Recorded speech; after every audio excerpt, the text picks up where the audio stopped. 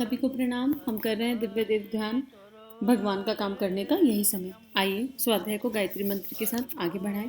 प्रार्थना करें कि हम सभी के भीतर वो प्रबल भाव जो गुरु हमें देना चाहते हैं वो जागृत हो जाए और हम अपने अपने स्तर पर हम गुरु इच्छा से सब भगवान का कोई कोई काम कर सकें। ओम भूर्भुवः स्वः तत्सवितुर्वरेण्यं भर्गो देवस्य धीमहि धियो यो नः प्रचोदयात्। कितना सुंदर स्वाध्याय चल रहा है। गुरुदेव जीवन जीने की कला सिखा रहे हैं। गुरुदेव सच्चे आनंद की बात बता रहे हैं। पिछले स्वाध्याय में गुरुदेव ने बताया कि आनंद क्या होता है, आनंद का रस क्या होता है। आनंद है देने में, देने के भाव ही मात्र सर्वश्रेष्ठ आनंद है। और उसको करने के लिए क्या करना है, गुरुदेव ने हमें पूरी रूपरेखा समझाई। उसके बाद गुरुदेव ने कहा करना क्या है, वो भी समझाया कि हमें करना क्या है। हमें ऐसे काम करना है जिससे हमारा जीवन श्रेष्ठ हो जाए, परोपकारी हो जाए, शानदार हो जाए, जिससे हम दूसरों के दुखों में सम्मिलित हो जाएं, संसार में सत्प्रवृत्तियों का संवर्धन करने वाले बन जाएं। अब गुरुदेव हमें आवाहन कर रहे हैं। क्या कह रहे हैं गुरुदेव? आप आइए इस अनुष्ठान में शामिल हो जाइए। कौन से अनुष्ठान में? महाराज जी, इसमें से कुछ और संपदा आएगी कि नहीं? बेटे संपदा तो आएगी, पर बांटने के लिए आएगी। बांटने से हमें क्या फायदा? बेटे बांटने से अगर आपको ये मालूम पड़ता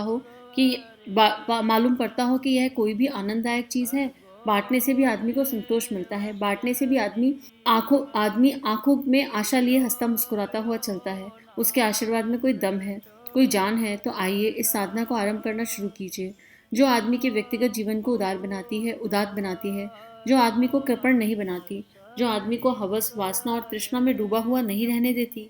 अगर आप इस तरह की उपासना करने के लिए रजामंद हो तो आइए इस अनुष्ठान में सम्मिलित हो जाइए। अब गुरुदेव क्या कह रहे हैं? जो भी मिलेगा, जब हम इस साधना में करेंगे तो हमें मिलेगा बहुत। वही स्टोरी, आज 2 बोरी मिली, कल 5 मिली, फिर 10 मिली, तो वो हमारे लिए नहीं होगा। हमें ये ध्यान रखना पड़ेगा कि जो भी प्राप्त हो रहा है वो हमारे लिए नहीं है। हमें उसका उपयोग नहीं करना अपनी स्वार्थ पूर्ति के लिए। जितना मिल रहा है उससे अनंत गुना बांटना है। उधर से स्रोत से जुड़ जाओ और उस स्रोत से जो आ रहा है वो आपके माध्यम से बहता चला जाए। बीच में कहीं कुछ रुके ही ना, एक फूटी कौड़ी भी ना रुके। पैसे की दृष्टि से नहीं कहा जा रहा, भावनाओं की दृष्टि से भी कहा जा रहा है। तो एक अलग आनंद होगा। और उसमें जब हम वो बांटेंगे, जब हम वो इंस्ट्रूमेंट बनेंगे, तो हमारे भीतर की जो दीनता हीनता है, हमारे भीतर की जो बुराइयां हैं ना, वो भी अपने आप क्षय होने लगेंगी। पर एक बार हम इस आनंद से जुड़ के देखें ना, तभी हमें मजा आएगा। तो गुरुदेव जीवन को अनुष्ठान बनाने के लिए कह रहे हैं कि अब हमें ये वाली उपासना करनी है। यहाँ तक कि आप जब भी करते हो ना, ध्यान भी करते हो, भाई कुछ लोग कहेंगे हम तो कुछ भी नहीं करते, तो आप ये देखो कि आपके अंतःकरण से जो जप हो रहा है उसकी लहरें निकलकर पूरे विश्व में फैल रही हैं और विश्व में माँ पृथ्वी के चरणों में जा रही है, गुरुदेव के चरणों से होती हुई, और सभी को पोषित कर रही है। किसको क्या मिल रहा है हमें नहीं पता, पर जो जिसके लिए बेस्ट है उसको वो मिल रहा है। देश के सिपाहियों की तरफ देखो ऊर्जा को जाती हुई, कि आप जब कर रहे हो, साधना कर रहे हो, तो आपके हृदय से जो प्रार्थना के भाव निकल रहे हैं वो देश को पोषित कर रहे हैं, वो भारत को विश्व गुरु बना रहे हैं। उस स्तर पर देखो, अपने भारत के झंडे को, तिरंगे को ऊपर लहराता हुआ देखो। कभी जो वीर गति को प्राप्त हो गए उनके लिए प्रार्थना करके देखो। तो इस तरह के भाव से हमारे कारण शरीर का विस्तार होगा, क्योंकि हम जिसका चिंतन करते हैं हम वैसे बन जाते हैं। तो हमें उस तरह के चिंतन को अपने हृदय में, अपने स्थान में, अपनी भावनाओं में, अपने विचारों में जन्म और जगह देनी होगी। यही गुरुदेव कह रहे हैं। हम भगवान से प्रार्थना करेंगे कि वह आपकी बात को सुने और आपकी सहायता करें, और जो आपने दिया है उससे 10,000 गुना लाकर वापस करें। अगर ऐसा हो पाया तो आप धन्य हो जाएंगे। संसारिक दृष्टि से भी और आध्यात्मिक दृष्टि से भी आप मालामाल हो जाएंगे। आपके लिए नहीं, दूसरे के लिए मालादार हो जाएंगे। आपके लिए तो आप वैसे भी नहीं। आपके पास क्या है? आपने जो कमाया था सारे पैसा बेटे के हाथ चला गया। अब आपके पास कहाँ है? जिंदा में आपके पास है, नहीं तो मरने के बाद क्या हो सकता है? अब तो गुरुदेव हमें यही समझा रहे हैं कि अपने बच्चों के लिए बहुत कमा लिया, पूत सपूत तो क्यों धन संचय, पूत कपूत तो क्यों धन संचय। बच्चों को श्रेष्ठ संस्कार देने की आवश्यकता है, इसके अलावा और किसी चीज़ की आवश्यकता ही नहीं है बच्चों को। और बच्चों को शुरू से ही रिक्वायरमेंट और लग्जरी का, नीड और ग्रीड का अंतर समझाना चाहिए। तो इसी में गुरुदेव कह रहे हैं कि सेवा से ही साधना फलित होगी। साधना है ये अनुष्ठान है, पर ये फलित कैसे होगा? हम जितनी मर्जी साधना कर लें, उपासना कर लें, लेकिन अगर हमने उसको भगवान के खेत में नहीं बोया तो उसका कोई लाभ नहीं बनेगा। तो गुरुदेव कह रहे हैं, इसलिए मित्रों, आपके पास होने लायक एक ही चीज़ है कि आप अपनी गरिमा का संवर्धन करें, अपनी भावनाओं का संवर्धन करें, अपनी आत्मा का संवर्धन मतलब क्या है? यहाँ पर प्रोसेसिंग करनी है, एक तरह से इसको रिफाइन करना है, मंथन करना है, इसको विराट बनाना है, इसको बड़ा बनाना है। हमारी भावनाएं जो शूद्र हैं वो शूद्र से विराट हो जाएं, हमारी आत्मा के प्रकाश तक हम पहुंच जाएं। उस लैंग्वेज में गुरुदेव यहाँ कहना चाह रहे हैं। अगर आपने ये कर लिया तब क्या होगा? आप जो चाहते हैं कि हमको मिले, आपको मिल जाएगा। सेंट हेलेना की जेल में नेपोलियन को नहीं मिला, सिकंदर को नहीं मिला, फिर आप किस खेत की मूली हैं? यह सब देखने दिखाने भर की है। मालिक तो कोई और ही है। आपकी जिंदगी में आपका बेटा मालिक हो गया, मरने के बाद आपके दूसरे मालिक बन जाएंगे। तेरे पास कहाँ है अब आगे? जिसको हम अपना मान रहे हैं वो अपना नहीं है। तो गुरुदेव ये एग्जाम्पल्स दे रहे हैं कि किसी को कुछ प्राप्त नहीं हुआ, खाली हाथ आना है, खाली हाथ जाना है, तो हमारा अपना कुछ है नहीं, इसको अपना मत मानो। एक और स्वाध्याय गुरुदेव ने कराया था, उसमें बड़ा अच्छा एक भाव आया था कि हम क्यों ना ये मान लें कि हम भगवान के खेत में नौकरी कर रहे हैं और हम जो भी काम कर रहे हैं हम भगवान के खेत में नौकर हैं। तो ये जो राजा मानने वाली बात है ना, आदत है ना, हम सब कुछ है, इससे बाहर आ जाएंगे। हम अपने ऑफिस में जाते हैं, नियम कायदे कानून उनके अकॉर्डिंग काम करते हैं ना, वहाँ के सारे प्रिंसिपल्स रूल रेगुलेशन फॉलो करते हैं।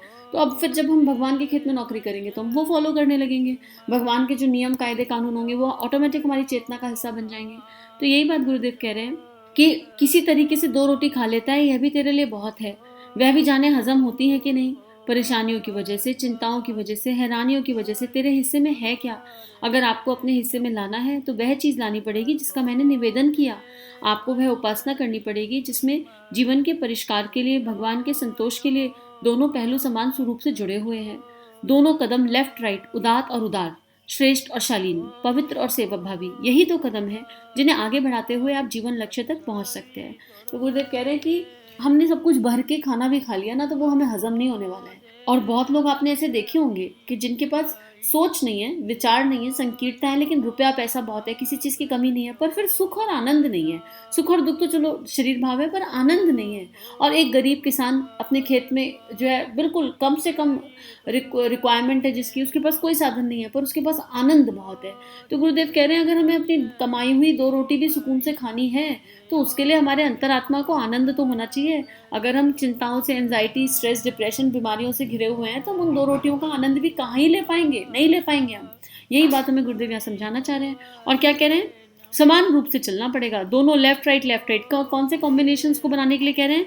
कि हमें सेवा भावी होना है, हमें श्रेष्ठ और शालीन होना है, हम बेस्टेस्ट हो लेकिन पोलाइट हो, विनम्र हो, ठीक है। उसके बाद हम उदात और उदार हो, हमारा दिल करुणा भावना संवेदना बड़ी हो, ठीक है। उसके बाद क्या कह रहे हैं? पवित्र हो, प्योर मतलब हृदय से, आत्मा से, करुणा, किसी के लिए कोई मल नहीं, किसी के लिए कोई ब्लैक डॉट नहीं, किसी के लिए इतना सा भी कोई नेगेटिव इमोशन नहीं होना चाहिए। दैट वो पवित्रता, आत्मा की पवित्रता की बात की जा रही है।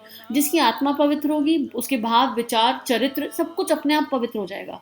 सत्य की राह पर हो, सत्य स्थूल शरीर वाला सत्य नहीं, आत्मा का सत्य, उस सत्य की बात कर रहे हैं। और सेवा, ये जो कॉम्बिनेशन है ये हमारे जीवन चरित्र का हिस्सा होना चाहिए। तो हमें वो लक्ष्य एक ही है, परमात्मा की प्राप्ति।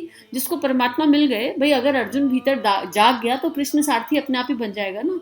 अगर मीरा का तत्व भीतर जाग गया तो गिरधर अपने आप ही मिल जाएगा। तो और मीरा ने क्या नहीं किया समाज के लिए, देश के लिए, दुनिया के लिए? ठाकुर क्या नहीं कर गए? ये लोग सब एग्जाम्पल है। इन्होंने, तुलसीदास जी ने कितना कुछ कर दिया, सब कर गए ना। तो जब आत्मा परमात्मा से मिल जाएगी तो फिर अपने आप बाकी सब हो जाएगा, फिर कुछ करना नहीं पड़ेगा। आप इंस्ट्रूमेंट बन जाओगे, आपके अंदर से जो भाव विचारणाएं निकलेंगी, तरंगे निकलेंगी, वो फैलती हुई चली जाएंगी। तो गुरुदेव आगे लिख रहे हैं, भगवान के अनुग्रह तक पहुंच सकते हैं और भगवान का अनुग्रह एवं जीवन लक्ष्य प्राप्त करने वालों ने जिंदगी के जो आनंद उठाए वे आप भी उठा सकते हैं। शर्त यही है कि आप अपनी उपासना को भजन से आरंभ करें पर उस पर सीमित ना रहें। उसके साथ साथ जीवन में साधना, स्वाध्याय, विचारों का परिमार्जन, संयम, अपनी जिंदगी के छिद्रों का निराकरण और सेवा, इनको आप मिला दीजिए। फिर देखिए कि आपकी उपासना फलित होती है कि नहीं, आप सिद्ध पुरुष बनते हैं कि नहीं, आप चमत्कृत होते हैं कि नहीं, भगवान आपके घर में सेवा सहायता करने के लिए आते हैं कि नहीं। ऐसी है साधना जिसको मैंने किया। मैं चाहता हूँ कि आप में से हर एक आदमी को उसी तरीके से साधना करनी चाहिए जो सफल होती है, होती रहेगी। और यहीं आज की बात समाप्त। और इसके बाद इस स्वाध्याय की समझी। पर इस पैराग्राफ में गुरुदेव ने बहुत खूबसूरत चीज बताई।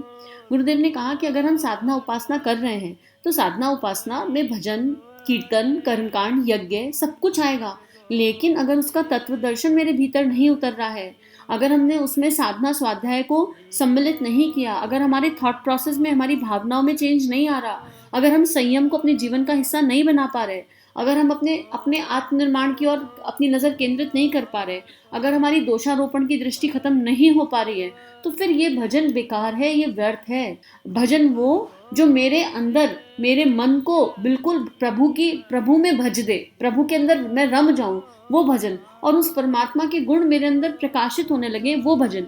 और अगर हम ये करने लगेंगे तो फिर हमें खुद अपने फिर किसी की प्रमाण की आवश्यकता नहीं पड़ेगी। फिर अनुभव और अनुभूति की यात्रा शुरू होने लगेगी। अपने आप पता चलेगा कि कैसे उस भगवान का आशीर्वाद मिल रहा है। हर क्षण भीतर कुछ ऐसा घटित होगा कि लगेगा कि अरे वो परमात्मा ऐसे मैजिक करते हैं, अरे वो भगवान ऐसे मैजिक करते हैं। हमारा कोई काम नहीं रुक सकता, क्योंकि हमारा अपना कोई काम बचेगा ही नहीं, रहेगा ही नहीं। हर चीज़ उस परमात्मा को अर्पित समर्पित हो जाएगी। पर ये यात्रा अनुभव से अनुभूति की है, तो हम अपनी साधना और उपासना का दृष्टिकोण बदल लें, लॉलीपॉप टॉफी से बाहर आ जाएं, साधना के सच्चे स्वरूप को जान लें, तो जीवन अपने आप शांतिपूर्ण हो जाएगा, जीवन अपने आप खूबसूरत हो जाएगा। आज के लिए इतना ही। हम सभी का जीवन गुरु तत्व, गुरु शक्ति के दिव्य सूक्ष्म सानिध्य में मंगलमय है।